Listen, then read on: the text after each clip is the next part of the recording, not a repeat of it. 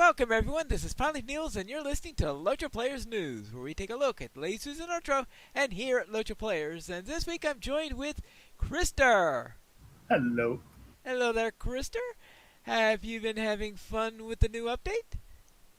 Well, of course, everybody was a bit trepidatious last night with the stat crunch. We'd already heard horror stories of one tenth of our morale, and that was certainly the case.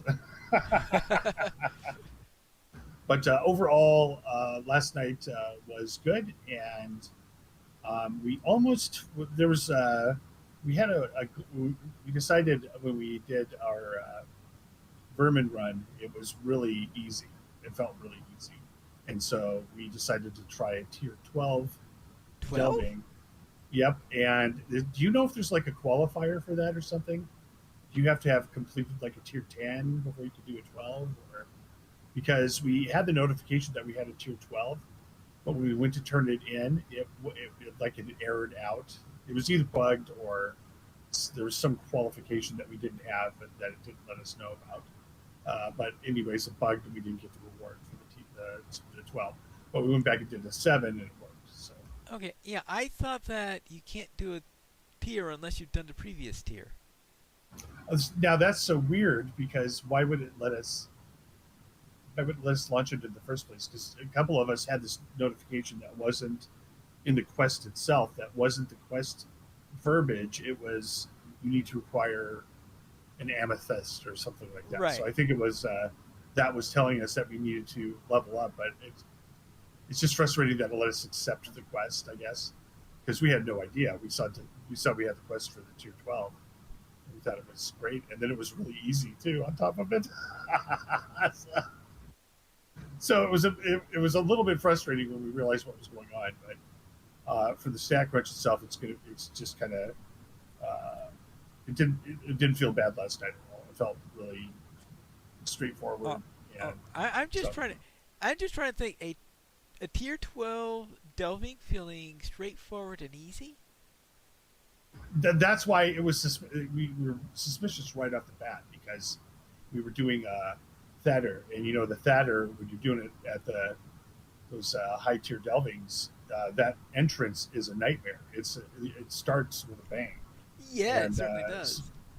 yeah, and so it wasn't starting with a bang, and so we were like, okay, what did they like change the power level here or something? And so we just should have known right there that it was bugged, or that since we didn't have the qualification, it told us it was tier 12, but it was probably just a tier 1. Okay. But it was the most disappointing day of my life in Lotro has been logging in and seeing my morale 1.8 million less than it was the last time I logged in. That was disappointing. Alright, let's then head into the release notes for Update 37, The Humble Homes of the Whole Beatland. And of special note, they introduced the River Hobbits. A new starting race is now available, the last of their kind remaining east of the Misty Mountains. The River Hobbits are a lithe and sylvan folk steeped in wood lore and attuned to the mountains where they remain hidden. Dwelling amongst the dells of the Misty Mountains, the River Hobbits of Mist Hollow are a rustic folk, quick-tongued and nimble-fingered. Known mainly in old tales and songs, they seldom venture outside their secret vales. And now they're now available in the Lotro store. So I guess my first question is, did you get a River Hobbit or not? Well, of course, my captain generally has a problem with elves, and has a problem with short people. So no, I didn't get rid. No, I haven't gotten it yet, just because I was kind of waiting to hear what our other more fervent Hobbit players were having to say about it. So, but of course, one of our main Hobbits, he hasn't gotten the River Hobbit yet. So I was kind of waiting for his review of it. How about yourself? Did you end up? Did you ever do the River Hobbit? I will say that, let's just say that my Runekeeper shrunk a couple of feet.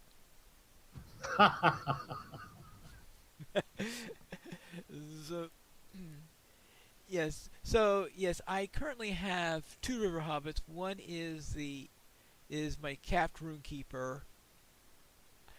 I bought a race change token back when we had that 30% off of any one item sale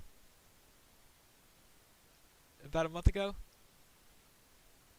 Boy, that would be something to race swap my captain. Right. I So wonder, and not say anything. See if anybody notices. yeah, yeah. Well, someone noticed that.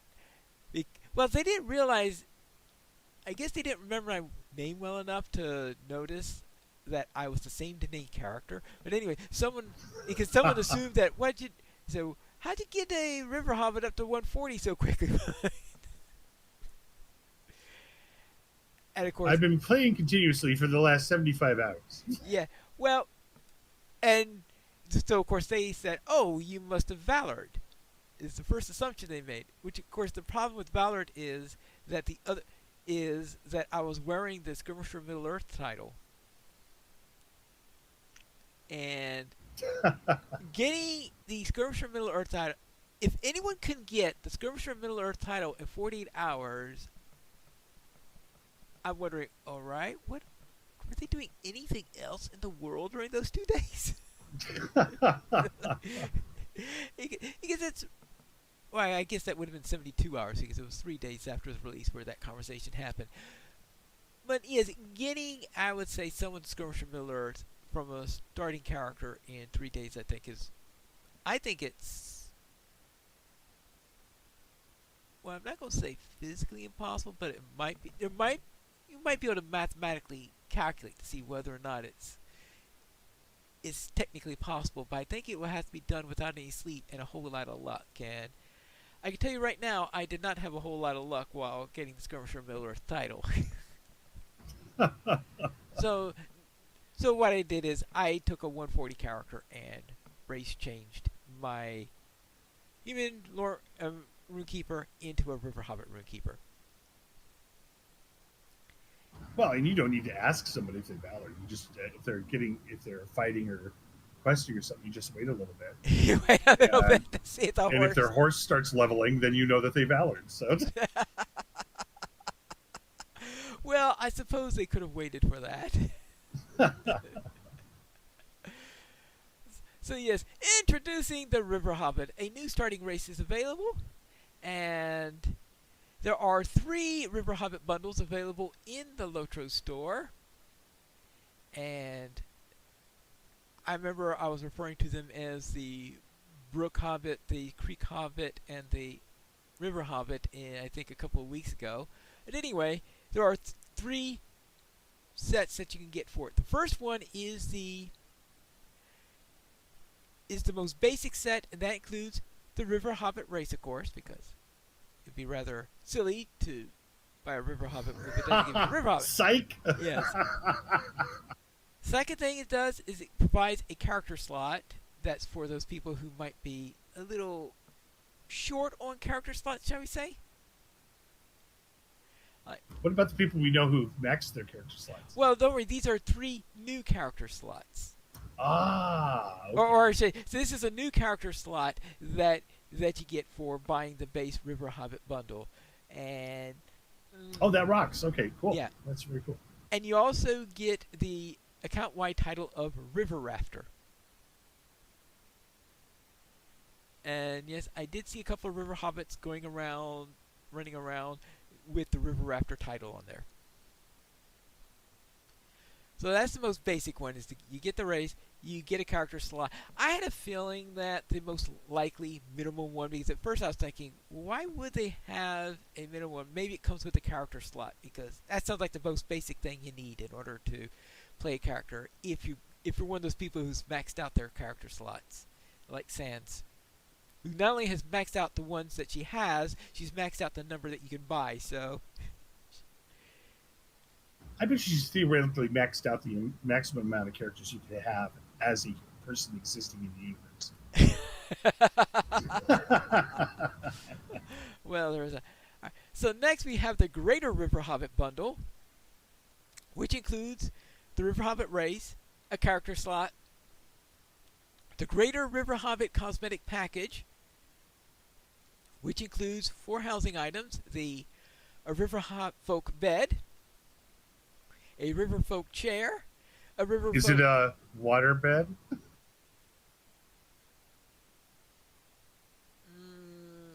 Mm, I didn't think about that possibility. It doesn't say what the stuffing is made out of. I mean, how would you tell when the bed is made whether it's a water bed or not? I would imagine the water, the sound of water, maybe. Well, All that's the what. puddles on the floor. No. Well, I would hope that the water bed is strong enough so that it doesn't have puddles on the floor. Yes, but as far as I know, though, it is not filled with water. But I suppose that since they don't tell you what the stuffing is made from, that one really can't be sure on that. And there's also a tapestry, and finally a picture frame with a picture with a frame picture with a pair of ancestors on it. And on top of that, you also get a weapon aura of the river folk, and it has this watery appearance to it on how it flows through. Interesting. So that's a nice little weapon aura to have there. Heck yeah, you're lost in the desert. You ran out of water. You can just drink your sword. And you also get 2 titles: River Rafter, of course, which is the one for the basic bundle, and also River Dancer.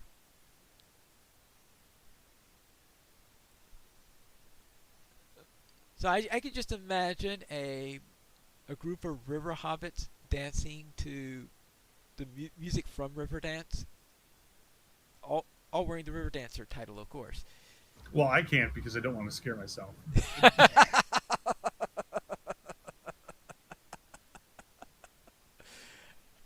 And also, Greater River Hobbit Virtue, the first character that you like. Actually, I think it's going to be the character you are on when you buy the the Greater River Hobbit bundle will get a 2500 Virtue XP. One of those bottles of Virtue that you could get from Hobbit Presents. This would be worth 2500 Virtue XP. Wow. So that's the Greater River Hobbit bundle. And then finally we have the Superior River Hobbit bundle. And this, of course, includes everything that's in the Greater one. Also, a River Folk portrait frame. I haven't had a good look at I think I saw someone who had it, but I didn't take a close enough look at the frame in order to see what's so special about the frame. So I can't describe it because I don't remember it.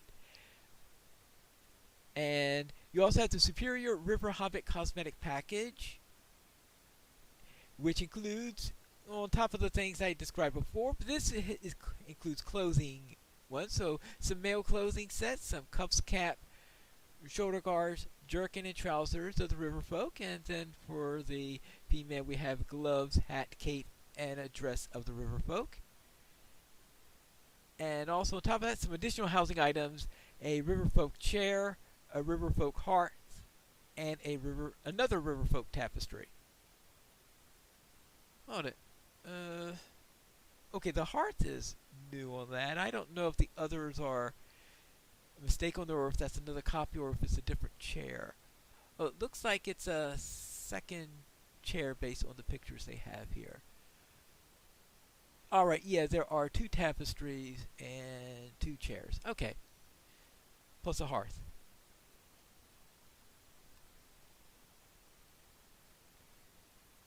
This is a pretty comfy little house. Yeah. And also, there are 2 more titles: River Lord and River Lady, plus a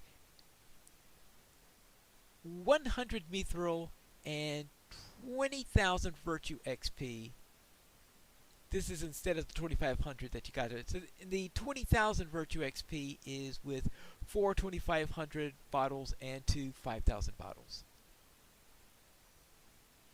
That is superior. So those are the 4 items that they have in there. They also noted that if you want to buy the River Hobbit without any extras at all, you could wait 6 months, because in February they will have it available for 1,000 LOTRO points in the LOTRO store. The base package, that's at, I think it's $15.95. In other words, the cost of 1,000 plus the cost of a character slot added together, and that's the cost of the base bundle. The greater bundle was about 3,000, I believe, and the superior is about 8,000.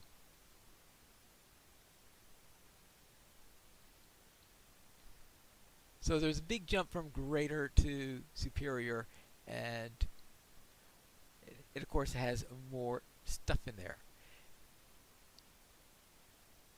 So now you said you have not purchased one yet, right? No, I was waiting to hear how much fun they are. Okay. Anyway, And then of course, but the other thing that's coming up too is that new class, right? I mean, is that close enough to be soon, or is that a while? Is that coming later?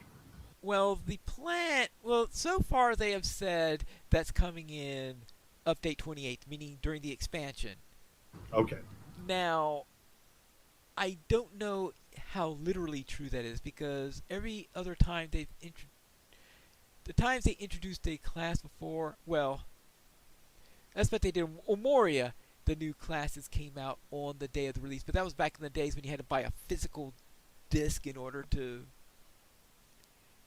install in order to do the installation and all that stuff. And back in those days, the ancient days of software. But during the times when they added, I think it's when they added the Bjorning, did they? And I know that when they added the Brawler, for example, the Brawler was available in the update before that, in the update where they had the pre-orders. And I know that's something that Standing Stone does on occasion. Now, based on what they said, it makes it sound like that might not happen this time around, but we'll see. I think there's still a small possibility that they may wind up having that with the pre-orders instead. I guess we'll find out then, but obviously, if it's not ready in time for pre-orders, they're not going to release it for them. They'll wait for update 38. So far, as far as I know, the closest thing they have to official word is that's coming out in update 38. Okay, cool. And that was kind of my. Yeah.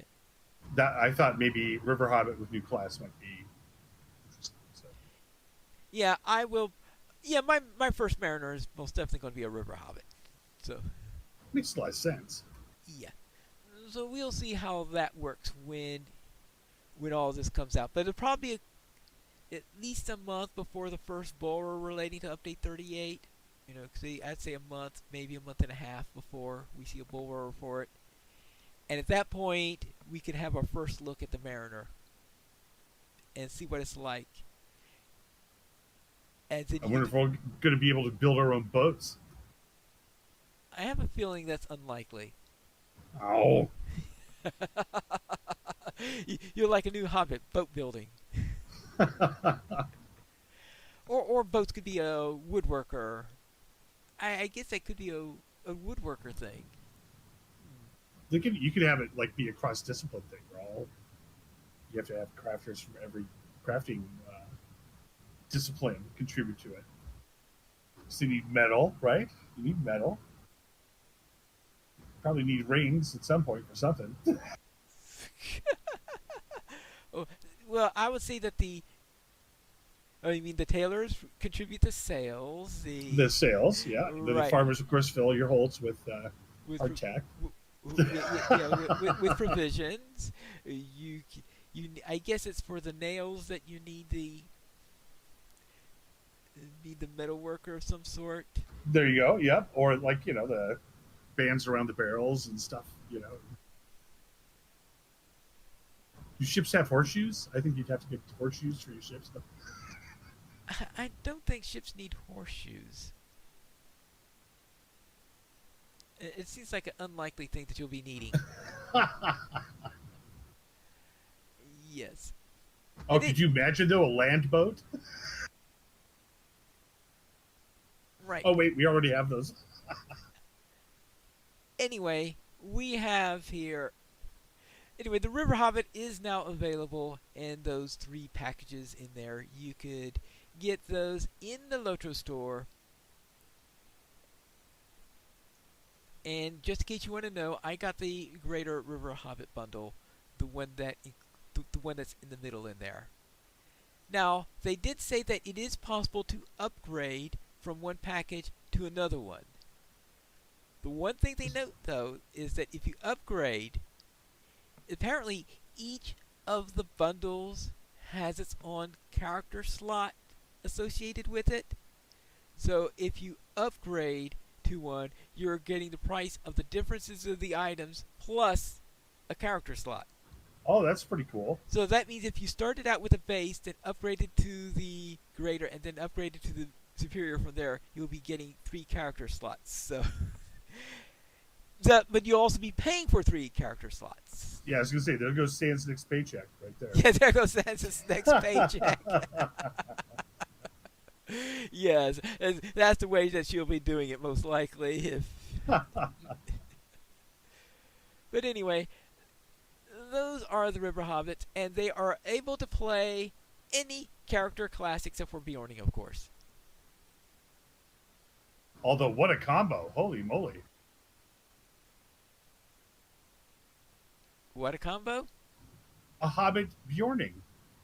That'd be like a boo boo. Hey, a boo boo. All right. That would be pretty hysterical to see a Hobbit turned into a little bear. That would be awesome.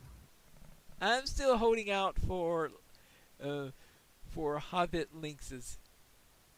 Oh, that would be cool too. Yep, that would be cool. Oh, a werelings. Yes. And that's it on the matter concerning the River Hobbits. So then let's continue on with the lease notes. The humble homes of the Hobbitland. For what seemed like ages, the speculation of what lies behind the closed gates south of Lillaby has gone wild. Many of those speculations have been on the mark. Since this creation, we have always planned to introduce a neighborhood beyond the gate that we're just waiting for the right time to do so. And the time is now. And each homestead neighborhood includes 4 base premium smiles, 6 deluxe premium smiles, 1 stately base premium smile, 1 stately deluxe premium smile, and 1 premium kinship smile. And apparently the whole Beatland aren't as scared about the number 13 as the Hobbiton Hobbits are. The Valley will also be supported by a suite of town services that includes a handful of social spaces to gather as a community, as the Hobbitons love to do. Decorative fencing debuts alongside this neighborhood, allowing you to pick and choose what you want your property balance to look like. This feature joins ambient environments and music hooks to round out the yards of your home. Learn more about player housing and tour the purchase a home by visiting the housing broker's house in Breland. Speak with Almetha Sichel to get started. So, did you take the plunge? Yeah. Which one did you get? I got one of the stately deluxe premium smiles.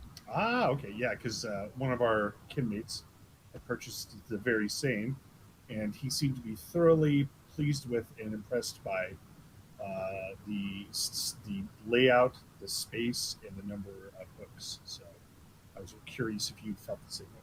Well, I'm just getting started in decorating the place. And in fact, when I was trying to think, I was like, what would I do to decorate this place? And I remember I bought this Homesteads pack. And so, of course, I have all my characters receiving this bundle. And this is the pack that includes a plethora of items in it that just fill up your inventory. I'm not too sure if it's possible to have your inventory so clean that if you opened up all of the items from this pack, that it'll be possible not to run out of space. Yeah, I've been encountering that issue lately with the dwarven candle packs. Yes. I'm getting really, I mean, I appreciate the dwarven candle and conceptually, but when yeah, I cleared out a whole bag. You know, that was a huge accomplishment for me. And then I opened the Hobbit present, and it's dwarven candles, and it fills up my entire inventory with candles. It was like, oh, what a wonderful moment in my life. But I put on a huge light show, and then.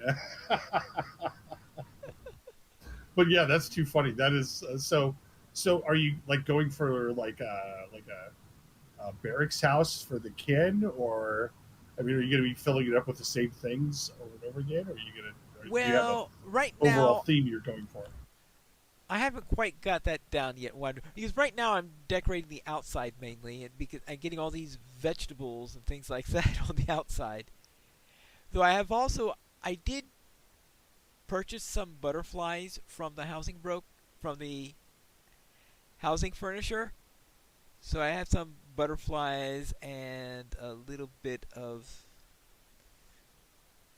some items for the wall and some trees and stuff like that. So I'm starting to fill out the yard so I could have something in there so it doesn't look too open. Now, I noticed that when I got it, I also got some halters, so I should be able to put some of my horses into the stables, into those places. That's cool. Yeah. That's really cool. And since I have a small set of stables that came with the house itself, and plus one of the things that was in that Homesteads pack is a huge stable.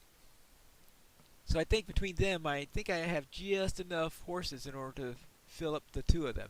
So that's what I'll be probably doing the next time I get around to some serious decorating, is to populating the area with some horses near the stables. Yeah, I like that idea. That's cool. You know me from Minecraft, of course. I'm all for. Oh yeah, of course you're all collecting for horses. Yes. collecting a massive amount of horses. Yes. And it was only when I was in the middle of this that I remembered, oh yes, that's right. I have this house in Rohan that I haven't visited for a while. Well, it's time to sublet it, right? Yes. Time to sublet it. Yes. So we'll see. And I'm also done some fishing there on top of that, because the house has a pond inside of it, strangely enough. Oh, that's really cool. Okay. Or actually, I think it's more likely a stream than a pond. So I have there. So yeah, I could fish without even leaving my house. Boy, that. Now that is luxury right there. Yeah, the ultimate luxury is right there. Yes. Now, so each of these have. Now the other one, the other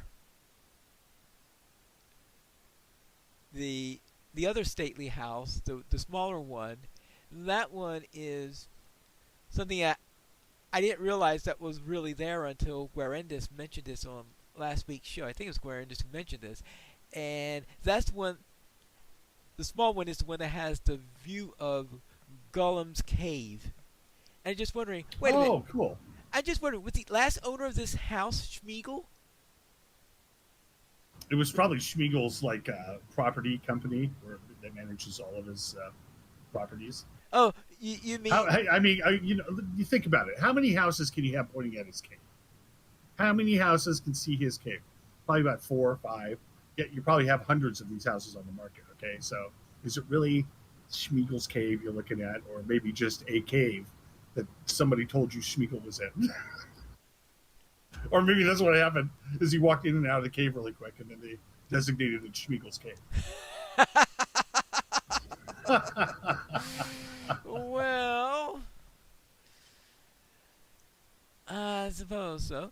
Anyway, I know that some people, different people, have different tastes in what they want. It looks like that the stately deluxe ones were the ones that were going the fastest during the initial rush, Oh, that's funny. and then some of the other people then started finding other homes that they saw that they liked better. So I think that might balance out eventually. And because some people, of course, like a more convenient location, because the stately houses, one of the things that they give them is the ability to move the outdoor decorations in any direction, and you can't do that on regular outdoor hooks for most houses because they only allow you to move them closer to the center rather than allowing you to go further out, and the reason for that is so that you don't impinge on your neighbors' lawns. Okay. Yeah, but what they did is they put the stately houses so far out of the way that it would be impossible to impinge on a neighbor's lawn as a result of that. So that because they don't have any direct neighbors, it's a long way to the center of town and to any other houses. So on the stately ones, you could actually move those hooks anywhere, and you have a Wow. lot more flexibility. But of course, you don't have any neighbors, so that's the downside of them. And you're far from the center of town.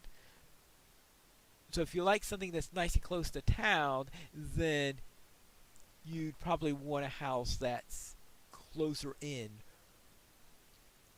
Now on Or now, would you say if these maps are bigger than the other housing maps, how much bigger are they? how much big? Well, obviously it has fewer houses, but I think the map is. I don't know what the relative size of the map is. I didn't try to calculate that. I suppose I could try to take a horse from one end to the other, see how long that takes, and then try the same on a regular Hobbit neighborhood. Yeah, because you'd think that with that kind of accommodation, but you've got a good point too. Is that if there's fewer properties, you do the same size with everybody having a lot more rooms. Right. So it's possible that it balances out. That it could be the Yeah. same total size, but there is. But because fewer houses, everybody has more space as a result of it. It's too bad they couldn't figure out the hook thing and to have the hooks function the same way for everybody or every house. You could put them in any direction. But I guess Well, I I think understand that. I think they decided that that's what we'll do is that we will that for the ones where you have no neighbors, and that of course they're also more expensive. But that's one of the things in it is that they're more expensive, so you have more hooks and you have these more mobile hooks.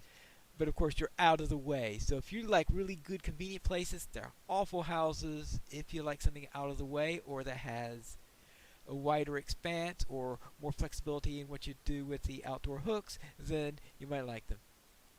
And of course, if you like fishing in your own house, you might like that also. But Ever the, since I was a child, I yeah. dreamed of fishing in my own house. Now, of course, if you bought a regular house that was next to a stream, then you might just walk out to your property border and Or fish it. or you build an extension over the stream. Yes. All right.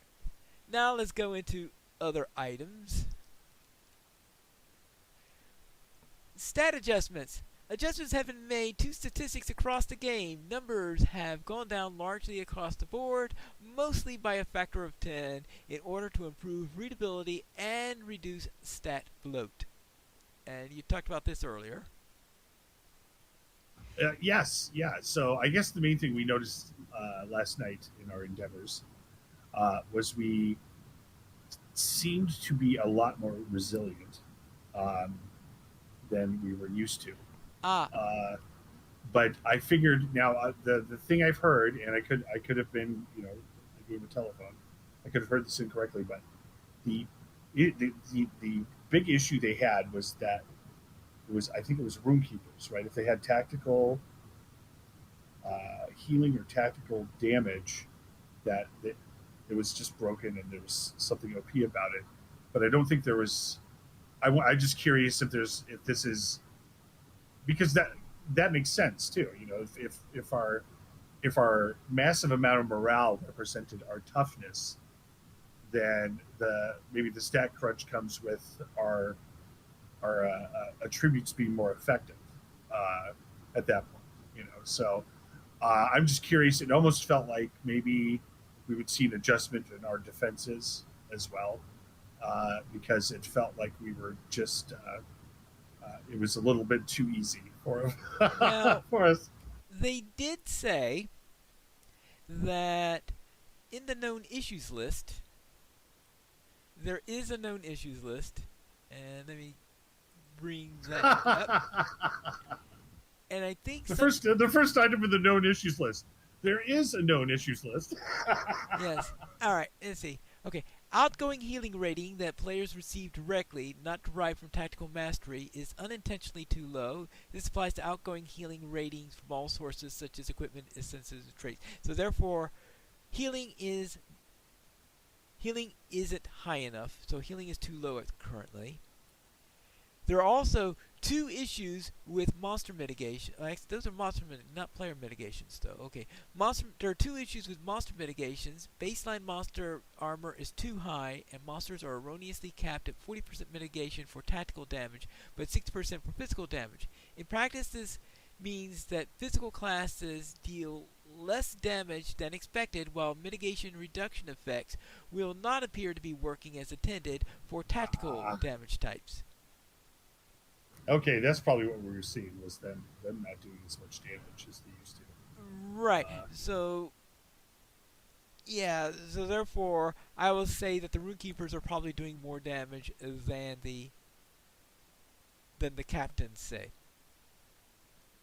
or even worse, the Guardians. I'm sure probably because I'm sure the Guardians or Pine, champions.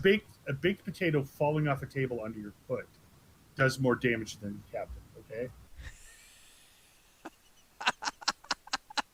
We understand that in the realms of damage, we're not the you know we're not the hot we're not I'm not there to do damage myself. I'm there to make you do more damage. Okay, there is that. Yes.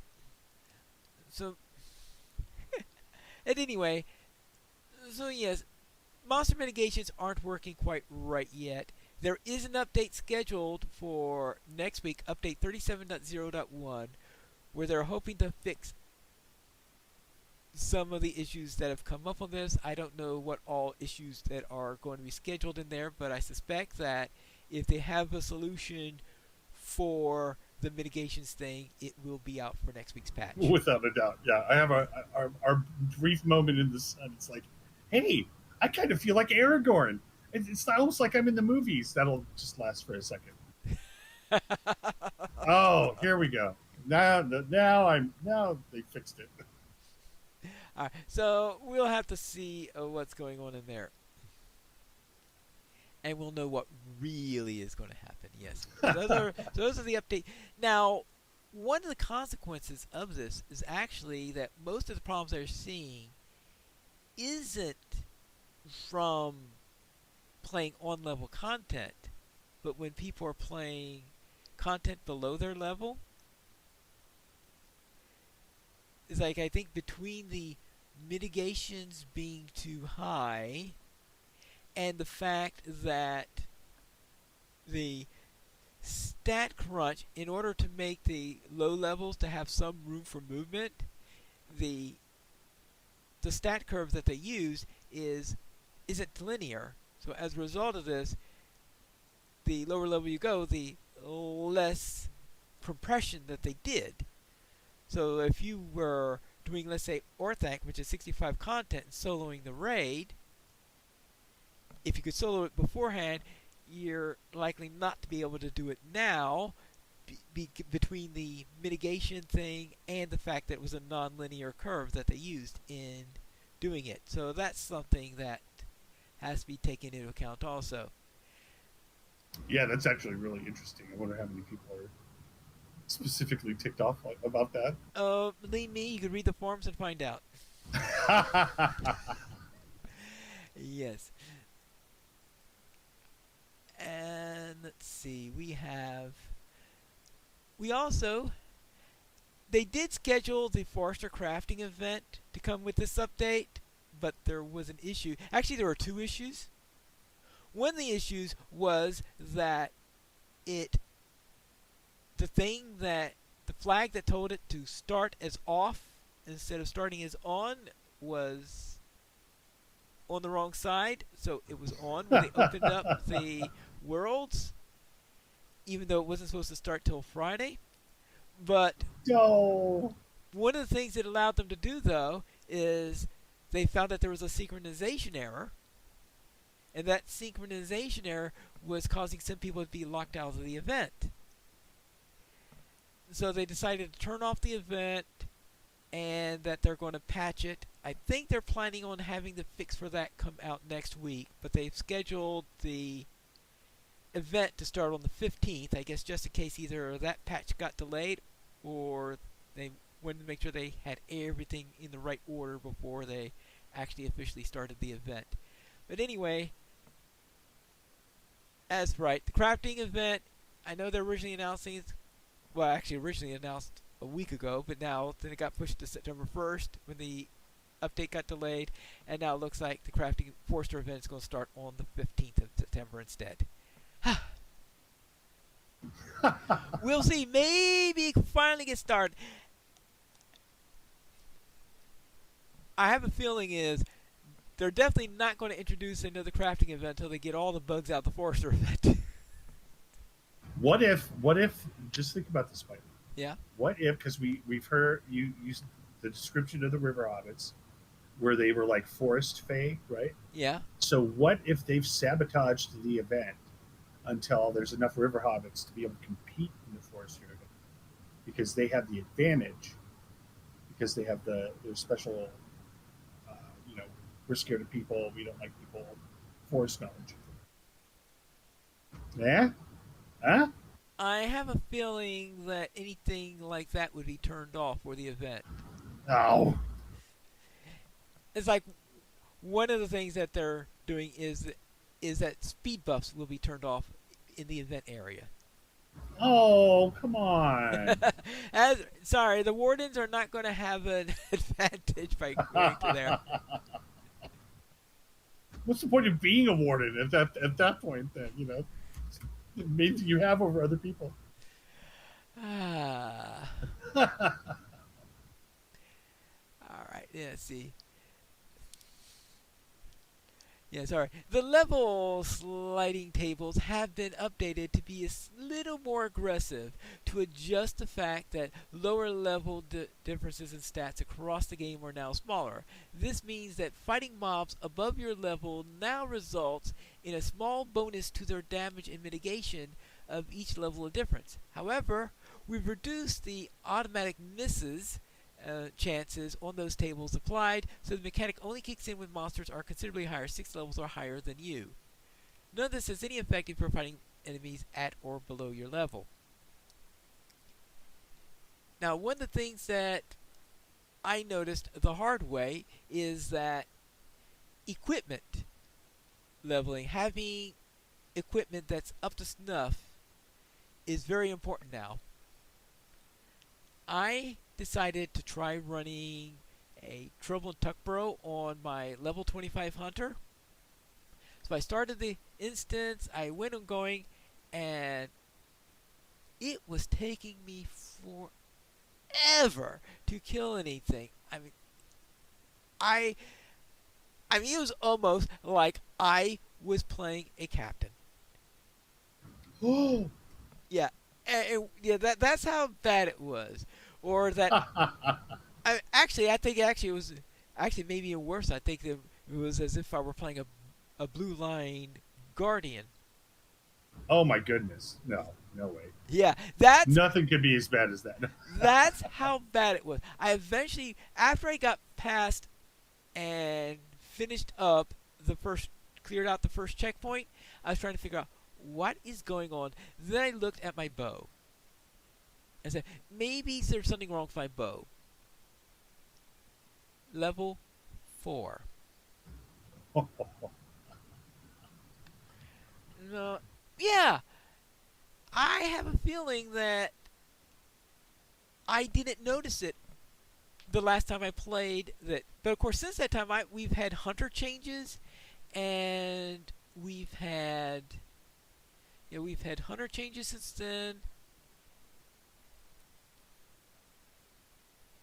Right? Were there hunter changes? Anyway, I had to redo my stats, so I'm thinking there must have been hunter changes. So between the hunter changes and the stat crunch in there, my build was completely off or anything like that. I did leave the instance, bought a bow that was much closer to my level, and tried that out, and I was able to finish it. But I think I still had other equipment that was just not up to snuff because I was certainly taking a long time still to kill the mobs. It just wasn't at Blue Line Guardian levels of it for the rest of the instance. You find out it was just LARPing gear. Yes, Never intended to actually go into combat. Oh, I had my LARPing gear on. I guess that's always a possibility. Yes. Figured stats gained from Vitality and Fate have both been reduced for all classes, as these stats now operate at a higher ratio compared to other main stats, and they were over-contributing to figured characteristics. This should generally just keep them overall contribution similar to what it was. And they also had updates to the Bjorning, and they had all sorts of changes in there. Update 37 includes an extensive update to the Bjorning. Note that Bjorning traits and skills will version as part of this update, and you will need to reselect your traits with skills. Bjornings are now able to change into bear form with 0 wrath. Oh, rock on. Good. Yes. And Claw Swipe is now available in all 3 trait lines. Claw Swipe will be granted at level 16. Claw Swipe has additional traits in each line that enhance its abilities. And Relentless, Brutal, and Menacing Maul are now allowed movement while channeling. Vicious Claws has been streamlined. Vicious Claws is necessary as an interrupt, so ancillary abilities overcomplicated its design. Vicious Claws now gives increased threat in blue, increased damage in red, and decreased wrath cost in yellow. In addition, effects are being removed. Its current yellow line trait, Raging Blows, will instead affect Claw Swipe. And Vicious Claws now cost 10 wrath in blue and red lines and 5 in yellow. Wanderlust's peaceful movement speed has been increased from 62% to 68%. And the Lothorian Survival Guide no longer works with Wanderlust. Rush can no longer stack with Wanderlust. Nature's Vengeance cost has been increased from 0 to 5 wrath. And icons have been updated for new and changed traits and skills. There are many more things in here, but I'm not going to go through it. Especially, I'm not going to go down to all 3 lines because we've got several pages worth in here. But they do have some bug fixes. The Encouraging Strikes traits will no longer give tactical damage in addition to outgoing healing. When dual wielding, trading no longer into Leveling Roar gives that skill the same name instead of takedown. Offhand hits now receive the correct base critical multipliers 1.5, 2.0 for Devastate plus bonuses, and the Wrath Return tracery now correctly applies to all Wrath spending skills, and Bellow and Nature's Salve are now set up correctly as targeting skills. And in addition to the Bjornings, there's also an update to the Guardian. And there is a developer diary for the Guardian changes, so you can read those over at LOTRO.com. And it talks about Defender of 3, Keen Blade, and the Fighter of Shadow. And the Fighter of Shadow has a massive changes in it, so that's something to keep in mind. And some other changes. There's another change that was made to the Guardian, and that was the skill Turn the Tables. Turn the Tables no longer requires the Guardian to be in a negative combat state to execute. it was moved to a free skill to play when that will remove negative combat states and stun up to 3 targets that it hits in a small cone in front of the Guardian. We also made some of the more important skill effects to apply to at skill play rather than skill execution to ensure that the benefit is gained and not lost because of an untimely interrupt. While the skill may fail, the effect will apply. So yes, you can read the full developer diary in LOTRO.com. Let's see. And some general information in here. Update 37 includes extensive updates, so yes, they also will have to redo all your skills and traits on there. The skill turn, the tables, we already talked about that. And Guardian specialization trees have been altered. You can no longer specialize in Fighter of Shadow. This has been transformed into a utility tree. Traits in yellow will cost a base 1 trait point when specializing in either Defender of the Free or the Keen Blade. There are some traits that have an increased cost, but most of them will be 1. And then they do a breakdown in all the new things in the trees. So the main thing they talk about are in tree form for the Guardians. Also, for other classes, skill animation speeds for many skills were incorrectly affecting the type of weapon you had equipped. This made such weapons such as clubs and swords faster than some weapons like axes and hammers. Weapon type should not impact the speed at which your skills are executed, so this disparity has been corrected, and all weapons should now have a speed equivalent to that of existing swords and bows. As for What if I have burglar, an axe? I said, but what if I have an axe? Swords and bows, great. But what, I have an axe. I have a glaive. they don't have glaives in the game, You right? know what? I didn't think you would go all the way and just say it, but yeah, you're right. I mean, I would have thought you said something like a halberd, which we know is in the game. They're willing to put filth and goo in the game, but not a glaive. What the heck? Hey, that's a captain's signature weapon. That would be. You would think. You know. You're not you're not signing it. Yes. Burglar. Crafted consumable items such as marbles and caltrops can now be used while moving. Skill delay has been removed from all consumable items and burglar signals. Mischievous Glee is now a ratings based rather than percentage based heal. And the debuff Bust has had its finesse decrease changed to match the increase from the burglar skill all in. For the captain, at the 4 should no longer loop around to 10 stacks when you consume your last stack of melee healing. Now, has that ever applied? I haven't noticed that. Okay. Well, now I won't. Champions. Champions can now wield two-handed clubs beginning at level 10. Wild Attack once again uses the correct dual wield animation, and Wild Attack now has 2 strikes even when wielding two-handed weapons. It should deal damage equivalent to the dual wield variant, while also giving 2 chances to apply a critical buff and having the same animation duration as its dual wield version.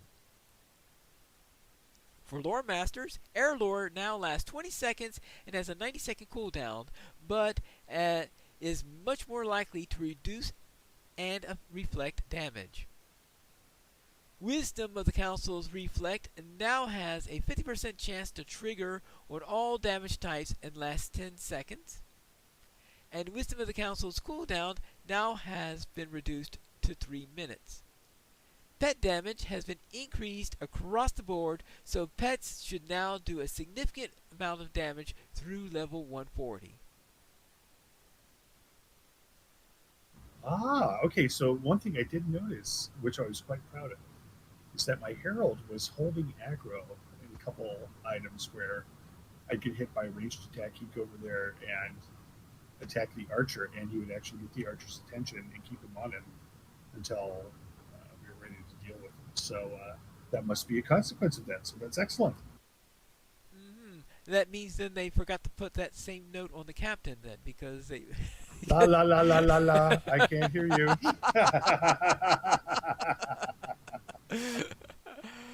All right. So it's possible that the captain's pets were also updated, but they forgot to.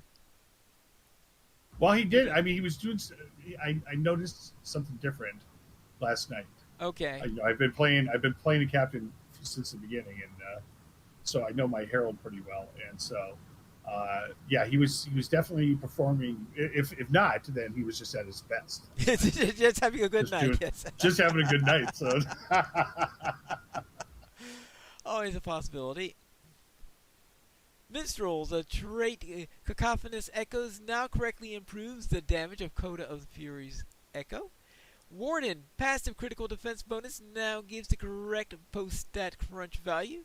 And for Runekeepers, the power cost reduction of Steady Hands now lasts 10 seconds and reduces power cost by 50%. And as for deeds, quests, and adventure areas, quests with Hobbit-specific text have been updated for River Hobbits. You may need to pick up such quests again from their bestowers if you are currently underway. Now, concerning that, my Runekeeper, the one that I turned into a River Hobbit, I had gone to Lindleby to do that quest where you discover Lindleby and help them because you have all these people and they talk about you being a stranger and all that stuff. You remember that quest? Yeah. So I go into there and yes, they completely changed the quest. It's the exact same quests, but all the text is completely different because now you're an old friend who's returning instead of a complete stranger. Oh, that's too funny. So yes, they did update the text to that quest. Now, the quest that leads you to Lindleby, the one with the eagle and all that stuff, the eagle is still saying, no, there's nothing here for you, or nothing here for you. But I think the reason for that is because you have this Rohirrim in tow. And I think the eagle must be trying to dissuade the Rohirrim from going there. Okay. So I could understand then why the eagle may be reluctant to say, "Oh, hello, welcome home," because maybe he didn't want the person next. I know he isn't shown as next to you, but he's there when you arrive in Lindleby, so obviously he must have been following you along. So I think that eagle was speaking because of the person that's with you. He's trying to discourage the person with you from going back. But anyway, that's the way I'm looking at that particular I think that's one. an excellent interpretation. Yes. But anyway, I did that quest in there, and what was interesting is, and I didn't realize, is that when I was leaving and finally finished the quest and said farewell to the eagle and all that stuff, that's when I received the Lindleby port.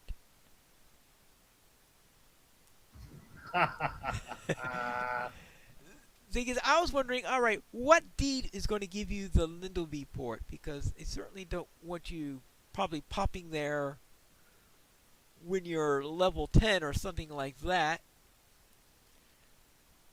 They probably don't want you there at all, frankly. Well, once you're level 130, it doesn't matter because you have a quest that takes you there. Well, they don't want you to linger. Just pass on through. Okay. Anyway, but that's when I got my Lindleby port because that's one of the racial things. Because you know how every race has a port.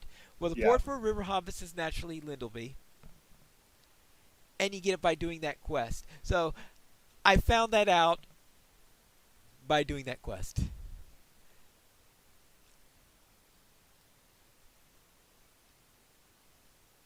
And in case anyone wants to know, the River Hobbit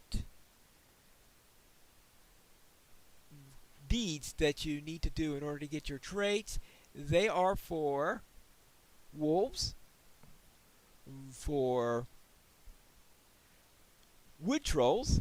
I know that sounds like a really strange specific one. So wolves, wood trolls, and then they lump goblins and orcs together. No fish. No, you don't have enmity of the fish, but a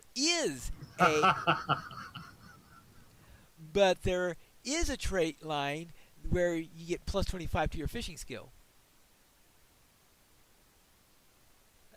When the ratios is that. And I forgot which. What do you have to kill in order to get that one?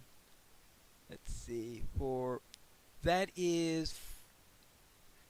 See, 25% is river folk, and that's for killing 50 wolves. No reaction? You're stunned on that. All right. I was totally taken aback. So. Okay. Yes. Right. So yes, you get a fishing bonus instead of.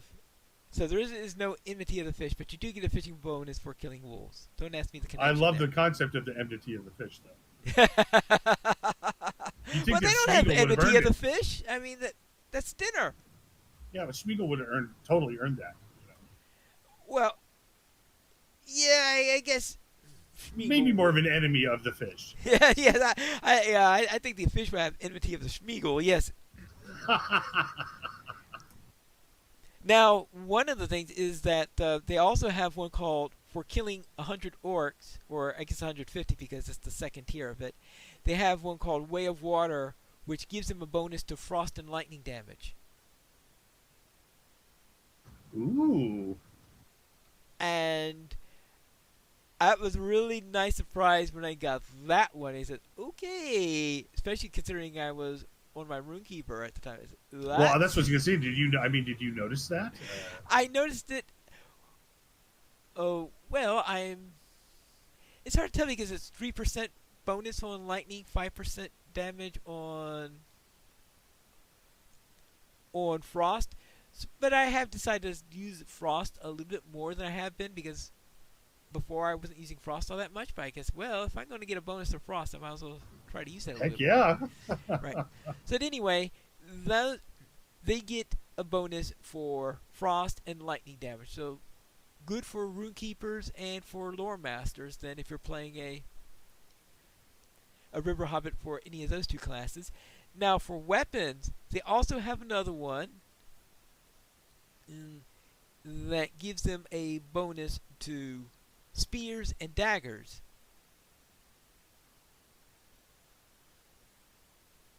So wow, that's nice. That's nice. So if you're playing a Ward or a Burglar, then you'd want that one instead of the lightning and water one. So yes, and the one that's a crossover with the regular Hobbits is the Hobbit Silence. So that yes, River Hobbits do have a flop. Oh, thank goodness! You don't feel like a Hobbit is a Hobbit without being able to flop. Without being able to flop, yes. And anyway, so those are some of the items that you have on there. So let's get back to here. King's Gondor, the deed log for update 36, King's Gondor Renewed has been renamed to Renewal of Gondor from Renewal of Gondor to Eastern King's Gondor. So I guess that the next one for update 38 is going to be called Western King's Gondor. I have a feeling. Yeah. And King's Gondor quest log sorting has been updated for quests included with update 36 Gondor Renewed. For example, Lothar has been changed to King's Gondor Lothar. Alright. And fixed some text timing issues with instance memories of Mithrandir, so the dialogue of several characters will appear properly. Implemented a fix to keep players from falling through the physics in Interlude A Secret Return. And a number of NPCs will no longer float above the ground during the instance the melee in the square. I'm sure the brawlers will be happy about that one. And fixed the bad punctuation in Volume 4, Book 1, Chapter 2, The Ruthless Dead. Fixed the double animation for picking up the torch in the instance Mists of Undoing. And War 3 Peaks quest, the marks on Gunabad additional steps daily. The quest will no longer credit the incorrect quest for as being completed. Oops.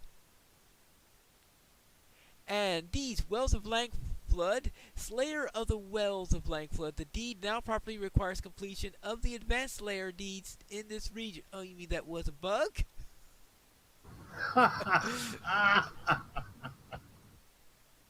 Farmer's Fair, Thring's Challenge, Tier 2. This quest no longer refers to the level cap as being 120.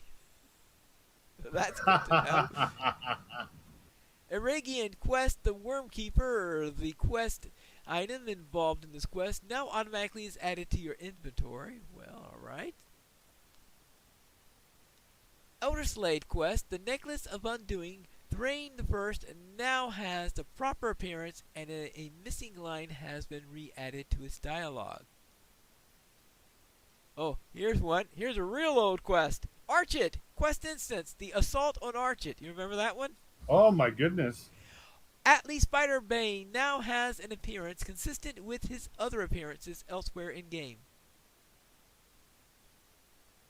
Boy, that might even be worth going and checking out. What memories? How many years has it been since I've stood in this courtyard? Well, yes, but you'd have to do it with a new character, or Oh, I was thinking just going back to Archit, just for the heck of it. no, the bug was with the instance. I understand. I was just getting nostalgia. Oh, okay. And then you just took that moment away from me. Sorry.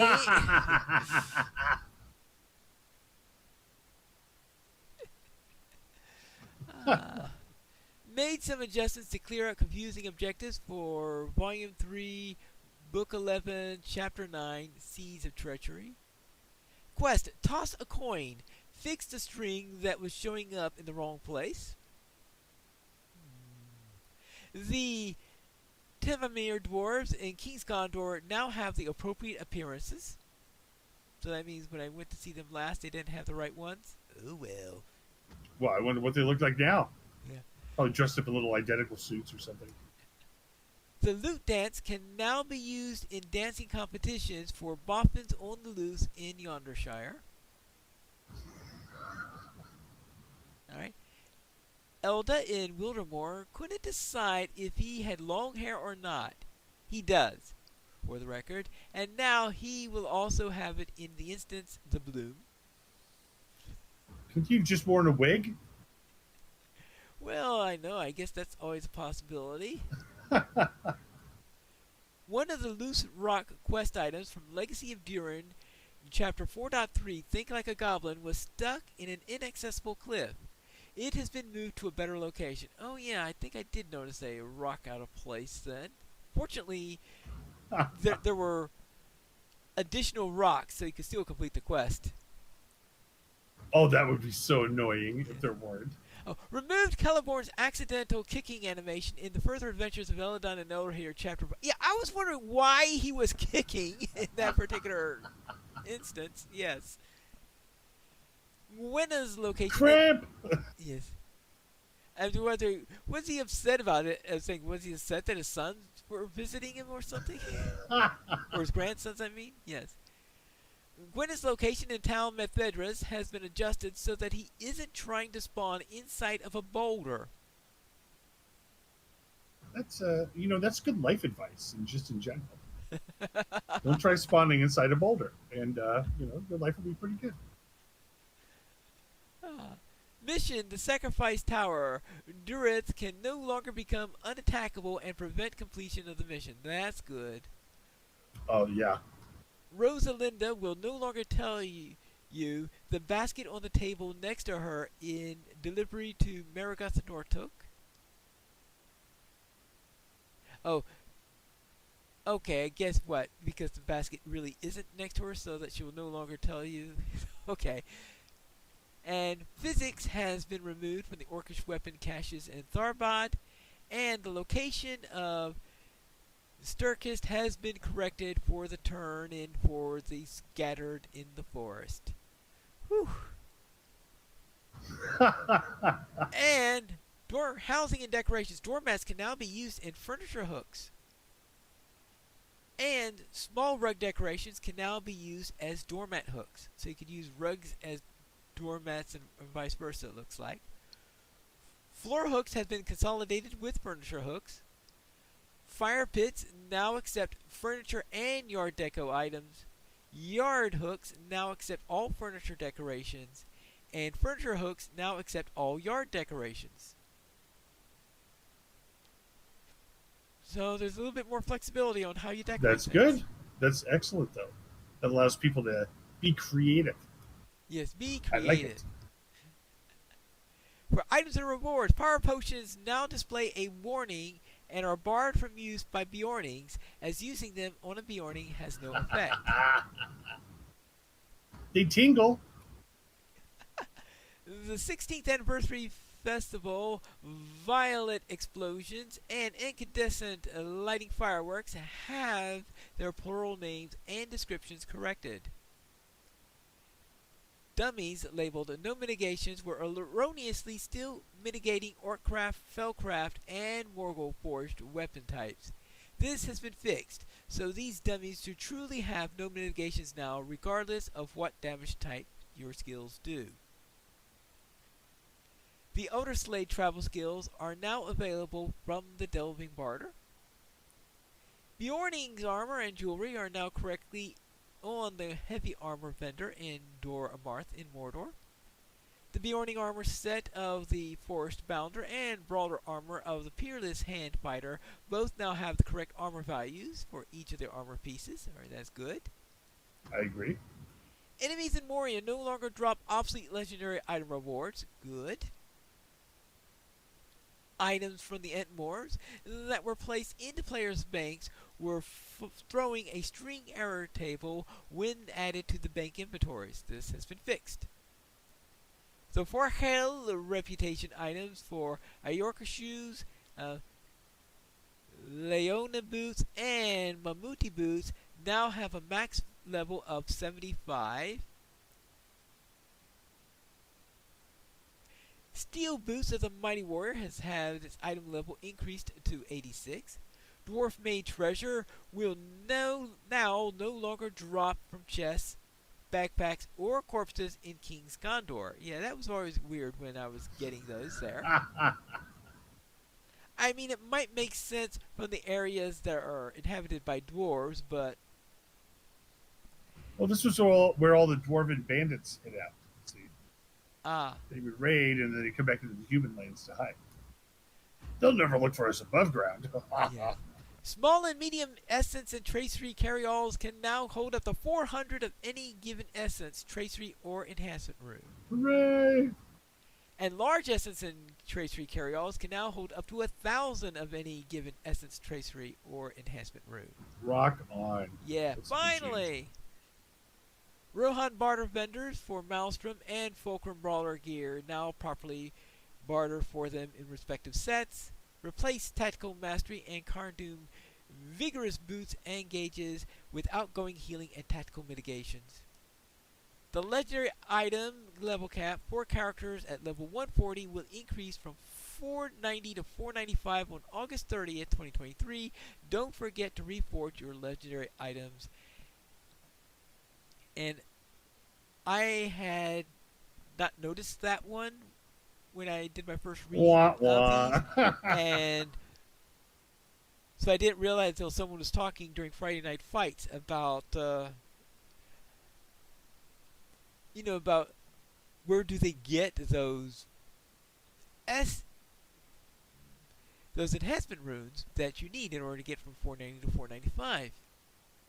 And that was going there, so I reforged at that point. And I happen to have from the rewards track a nice supply of those, so I was able to actually, any of them that have reached 490, I was able to get them up to 495 because I had enough of those high-end enhancement runes in order to do that. So rock on. That's awesome. So once I knew that I could do it, I was finally a use for these things. Yes. Dusty, the Forgotten Box vendor, has finally sold her last old box and moved on to new adventures. She can no longer be found in Lalia's Market. Sturdy steel keys to open those boxes are no longer available in the LOTRO store. I think we discussed that on a Buy couple of steel occasions. keys. I have a steel key right next to my travel rations.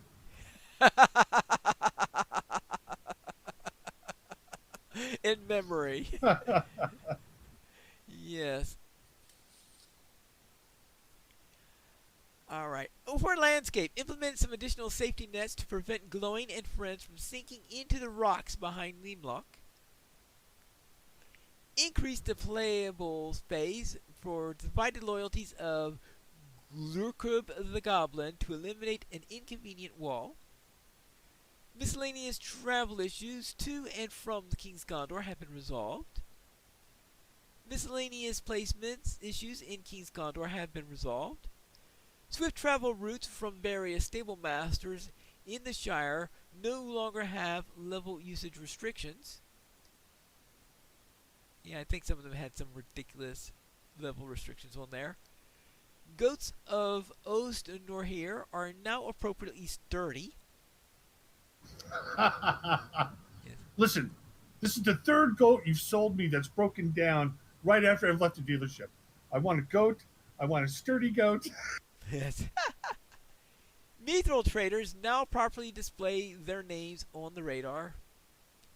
Players will no longer be able to fall through the wall floor of the last homely house while in the instance message from Lorien.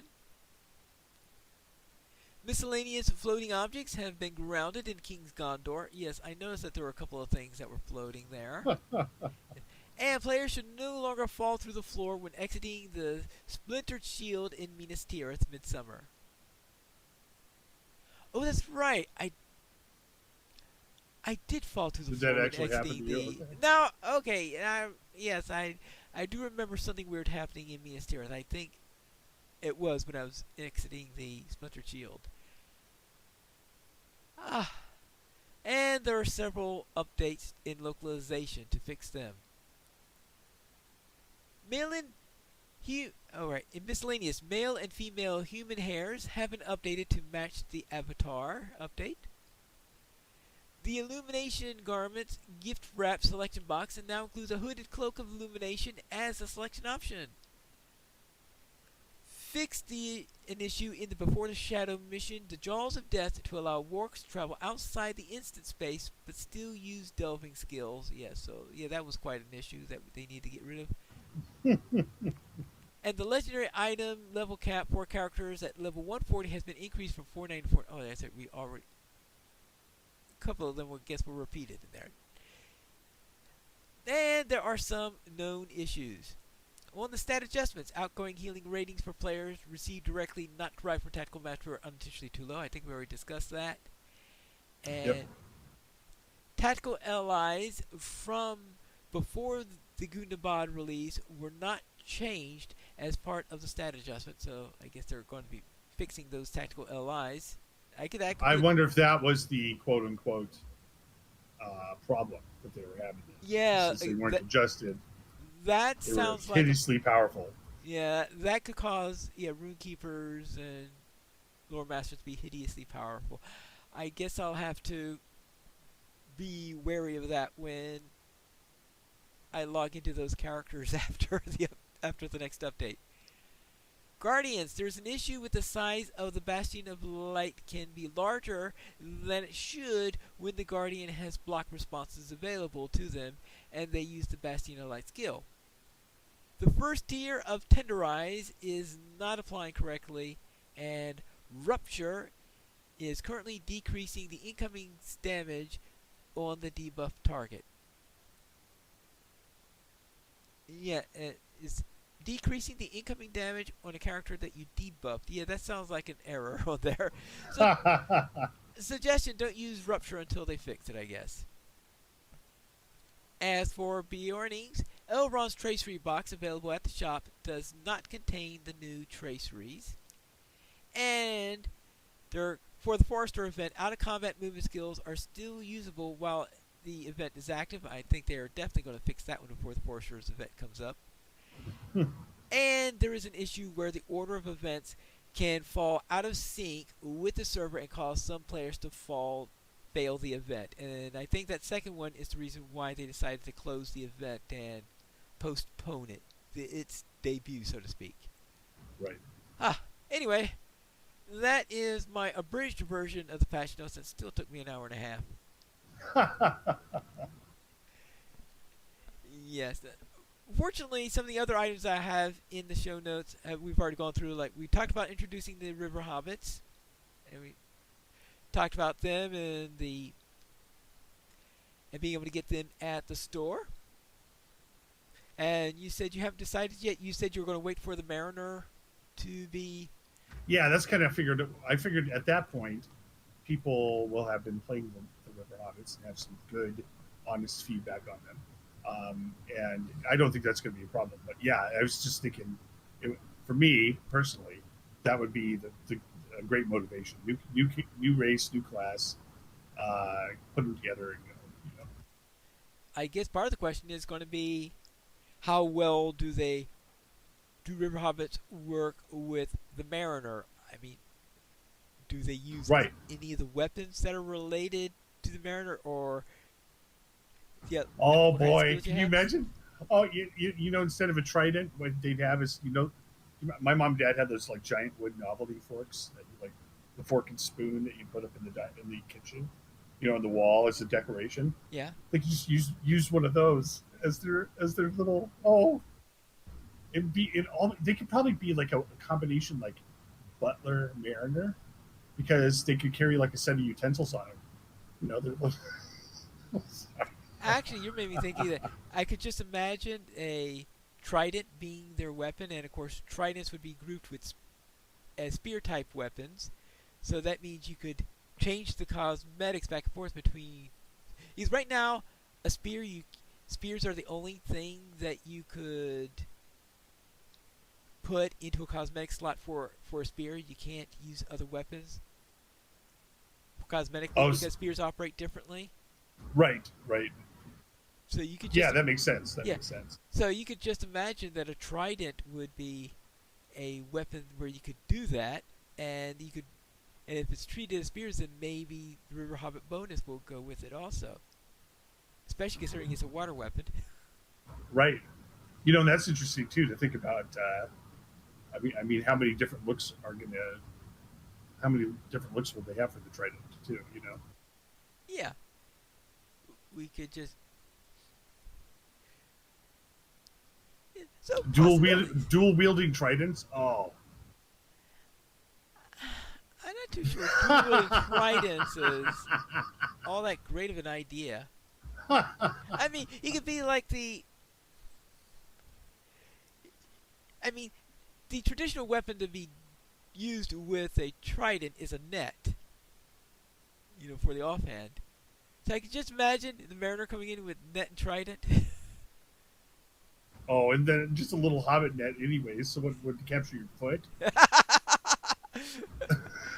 Well, who knows?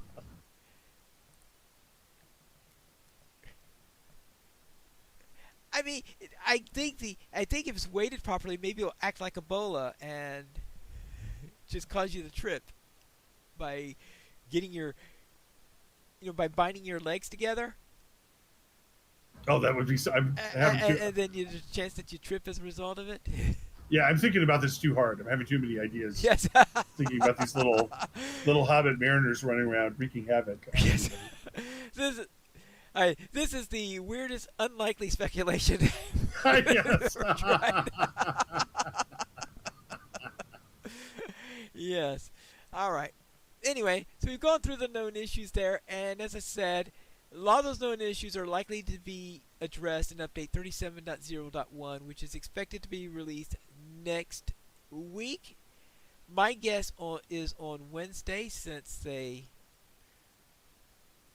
have a holiday on Monday. Then on Tuesday, they'll probably be getting in and waiting to do final fixes. And on Wednesday, they might be able to get it out with a fall back date on Thursday. If Wednesday doesn't work, we'll see. That is going to be my guess. And we talked about the Forester event being delayed.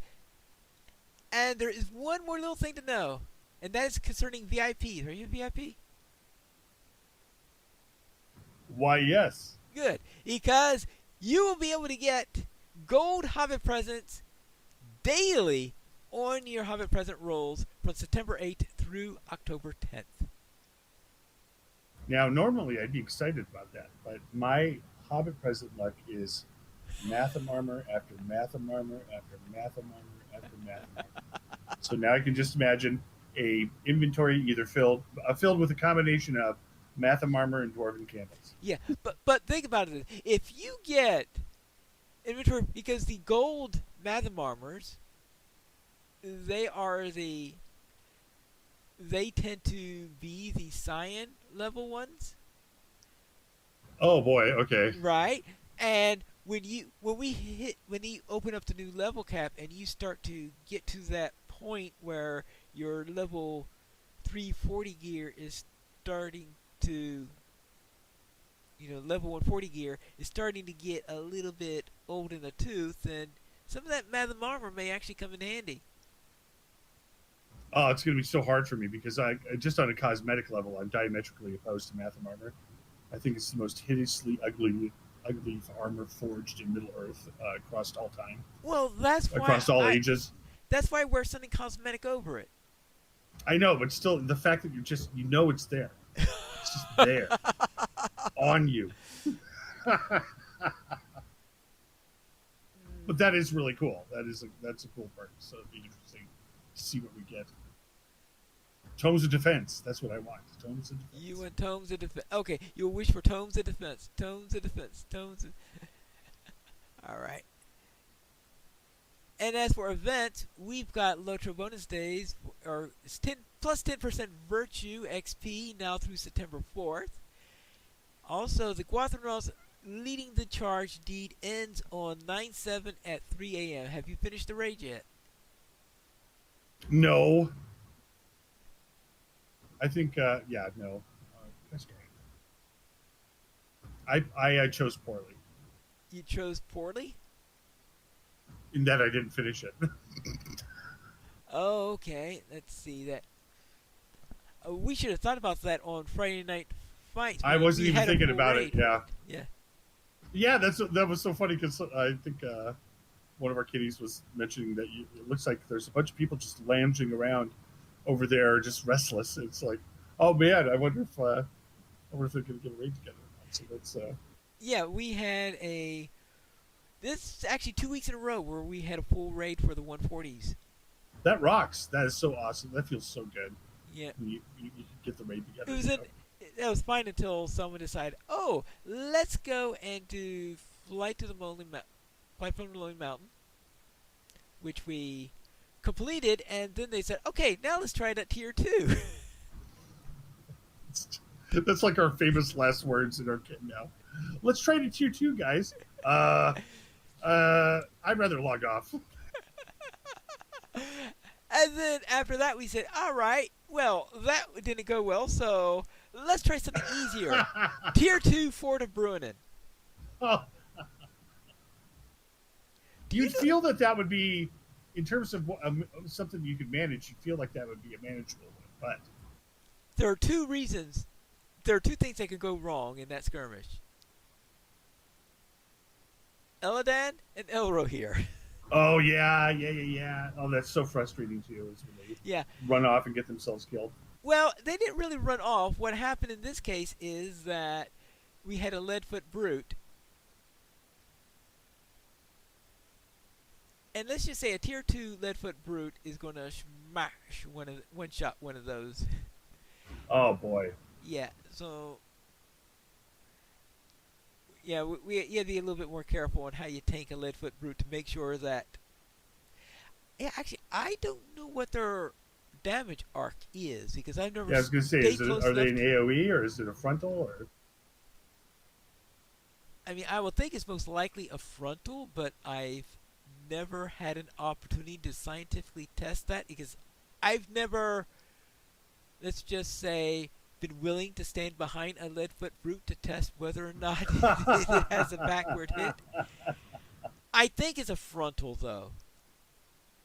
Because otherwise, any defensive skirmish where a Leadfoot Brute appears, I mean, one that has a failure clause in it, any one of those would be instant news if the Leadfoot Brute came out there and you had no way of turning it away from the defender. Right, right, yeah. Of course, a Frigid Squall could equally destroy anything in the area, Oh, that's true. and they very definitely have an AoE. But that's another matter. Also, we have on September 7th through 10th, so that'd be next week, we have plus 25% loot box embers and moats. And on September 14th, so that'll be a little bit less than 2 weeks from now, we will be having the Tale of the Shipwrecked Mariner. And the thing to note on there is that there are going to be some new things in this particular one. I can't remember whether it's supposed to be new content or new rewards or both or something like that, but I suspect it's going to be a nod to the Mariner class to be the most likely thing it is. I know the Mariners won't be out yet, but my guess is that this new content is going to be a nod to the upcoming Mariners. I guess we'll find out in 2 weeks. That's right. And that's it for the event schedule. So what's on sale this week? Well, of course, what's awesome about this next week is that double bonus points are back. Ooh. So you get twice the bonus points in the LOTRO store through the 10th. And it is store, carry, and share. Get 20% off vault storage and shared storage, inventory slots. And that goes through September 7th. And then the weekly coupon is for a free 10% run speed boost times 5. Is that 6 hours total, or is that 6 hours for each boost? 6 hours each. There we go. 30 hours of running. Yeah, 30 hours of running. That sounds like way too much. And the coupon code is RUNFAST. That's RUNFAST. And that is also through September Whee! 7th. So let's head into our week in gaming. Krister, what were you up to? Well, last night we cautiously got together and started to, maybe cry and complain about our morale a little bit. But then we decided to get we had 6 people, so we got a run together, did it the deferment, and realized it felt like it was very straightforward to do it. So we figured something was wrong and we better take advantage of it. So we said, hey, let's do a tier 12 delving and see how we fare. Because, of course, what we found out is what you and I were talking about earlier, which was since a couple of us had not done the previous tier, it allowed us to accept the quest, yet the quest text was different in that it was telling us that we have to have an amethyst. Well, nobody was paid a lick of attention to that until after we'd failed, basically. So we got through the whole thing. It was mysteriously easy. And then we went to turn in and we failed the quest. Actually, I think that only one person, I think whoever activates the quest is the one who has to have had it at that particular level. Okay. Well, then it truly makes no sense. Yeah. At that point, It would be based on whoever activates the quest, I'm pretty sure. Because it can't be anyway. Because I've been in times where we've ran tier 7 ones on a character that had never been in a delving before, and it was definitely running tier 7.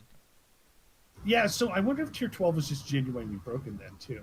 Because well, when we went and did the set, so we reset and we came back in and did a 7, and the 7 was a 7. I mean, it was, the things changed at the end with that Thatter. It's always, you usually could just tell right away. Yeah, the things have changed, and then that initial fight is so hard. Right. We have gone up there. The 7, we definitely had that play out where it was a lot tougher. Now, sometimes I've thought I activated it and I did something wrong, and so. Yeah, the weird part was that we all had the quest. We had the quest. You just looked. We looked over. Everybody's looking over the quest log. Saw tier 12, and we were like, okay, it looks like it's set. Even though this is easy, it seems like it's sad. So, I have a feeling that you are in phase one of the quest, and I think there's a phase two of the quest where it's actually activated. oh, you've got an interesting point. That maybe there was maybe in the quest itself where there was something for us to pick up. Well, To I don't think it's something to pick up. I guess I you know think there were it's the times delving where thing? I remember there was a time where the first time I did a delving in a group, I activated the quest, and but I never actually completely put in the gem. So as a result, I didn't. Oh, None of the stuff happened. okay. That sounds plausible to me. Actually, maybe me and the other person hadn't done that, Yeah. and that's why we failed it. So Okay. that sounds like the most likely thing. Yeah, Though apparently you did it right on 7, but not on 12. Which yeah, but we like you were saying with the sevens, we've been doing the sevens for a long time now. yeah. Everybody there, so it was, and I had the same experience. I hadn't done them yet, but I started with the tier sevens, and that's what we've been doing ever since. And they had no problems. But anyways, it was for all of our pre-game grumbling, everybody was kind of happy with what they saw last night. Um, our my kitty that bought that stately deluxe was very impressed by it. So it sounded like he was going to have a lot of fun. It sounds like what you're going to be doing is a lot of fun decorating it, I'm looking forward to seeing it, frankly. So, Okay. um, and then beyond LOTRO, been playing a little bit more ESO. Got back into the running the events in Island again, and that's always worth a couple champion points a night. So that's really nice. And I've decided to, I love Minecraft. I playing Valheim, playing Ark, all these crafting games. Well, now I've started to train myself on Blender, and Blender is basically the ability to do all that, but not be restricted by any artistic vision whatsoever. And you can just build whatever you want. And so I've been having a blast figuring this out, and I've gotten to the point now where I can rig a model and pose it, and I'm going to learn how to paint them and animate them. So hopefully, I can bring new life to Balrog Bites by having a living, breathing Balrog. A living, breathing. Virtual Balrog. Uh, Okay, not living, breathing. not breathing, but some kind of Balrog. Oh, that reminds me of what Cordovan was doing during his stream yesterday, where he was hosting a party at the Lillaby housing. So we were in his yard, and he had everything open so that anyone could decorate whatever they wanted in the yard. Oh, no. And of course, he occasionally gave out items in there also, the usual thing that he does when he's hosting people in an event like this.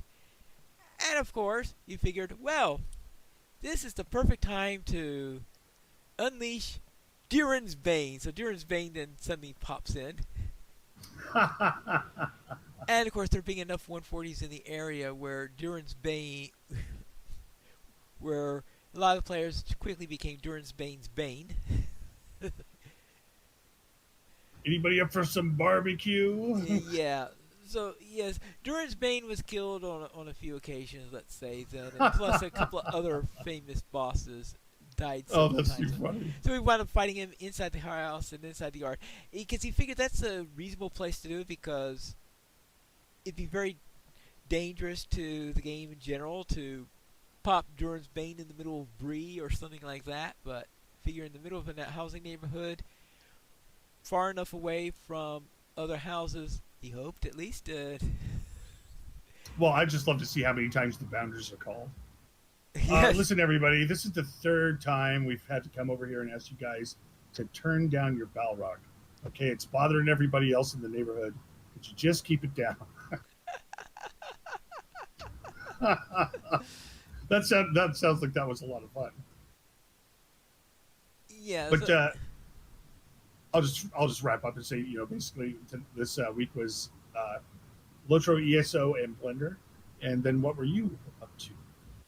All right. What I was up to, well, first off, as I said before, my runekeeper shrunk about 2 feet, and then completed the Skirmisher Middle Earth deed. So I ran many skirmishes in there. And Standard Amansul was being very, very stubborn, I guess is a good word for that. Because I just couldn't get that wood troll. That last one I needed was that wood troll one, which is slightly ironic considering that I would also have wanted a wood troll in order to help with my wood troll slayer deed. Right. So the wood troll not being that last, refusing to come up was a pain for two reasons, because I had two different deeds there. But eventually, after at least a dozen attempts on there, I finally got that wood troll. As soon as I saw that pop up, I grabbed that torch and ran to the troll to bring it in as fast as possible. I wanted to make sure. I didn't care what else happened to that thing. I wanted to kill that wood troll so that I could finish the deed and finally have it. And was able to wear Skirmisher Middle Earth at Friday Night Fights yesterday. Well, and congratulations on that as well, man. That's awesome. And thank you, because you know that's a favorite title of mine to wear. So it was nice to have. I don't know how many River Hobbits managed to get that, because I was hoping that maybe I could be the first River Hobbit to get Skirmisher Middle Earth, but I don't know, because if I had managed to get Skirmisher Middle Earth before the release of River Hobbits, then at least the racial change, I think, could have come before that, but it took me 2.5 days, actually maybe even 3 days, to complete it after the release of the River Hobbits. And of course, I was starting out with, I think, only 3 or 4 skirmishes left. So yes. Oh, wow. Yeah. Those last few were being very, very stubborn. Also, my lore master helped some elves get a foothold into Mirkwood. And I started a new captain who quested in Mosswort. So obviously this is a River Hobbit captain. So I'm going to see for the next couple of months how the River Hobbit works with the captain. And then I can decide then whether to continue the captain or not. Because obviously when the Mariner gets released, I will be probably playing a bit more on the Mariner. Do we understand the basic of the Mariner at this point, or we know nothing about it? The right? only thing I know about the Mariner is that they sing sea shanties. So maybe it might be like a bard, maybe then, or Well, yeah, that's the thing, is because our bard type is the minstrel, so. But I guess maybe it might be something that it could be a mix of a minstrel and a burg, maybe, or something like that. so like a street entertainer in Las Vegas, on the Las Vegas Strip. Somebody dressed up like Spider-Man dancing around or something. Mm, Yeah, I'm kind of curious about it because the Mariner could have several implications to it. I know. Because it could, I remember from Renaissance fairs that there was a group called the Pirates Royale, and I could just imagine. Yes, they could be exactly like the Pirates Royale. They're all dressed up like pirates, going yo ho ho and all that stuff, and of course singing all the way through, because that's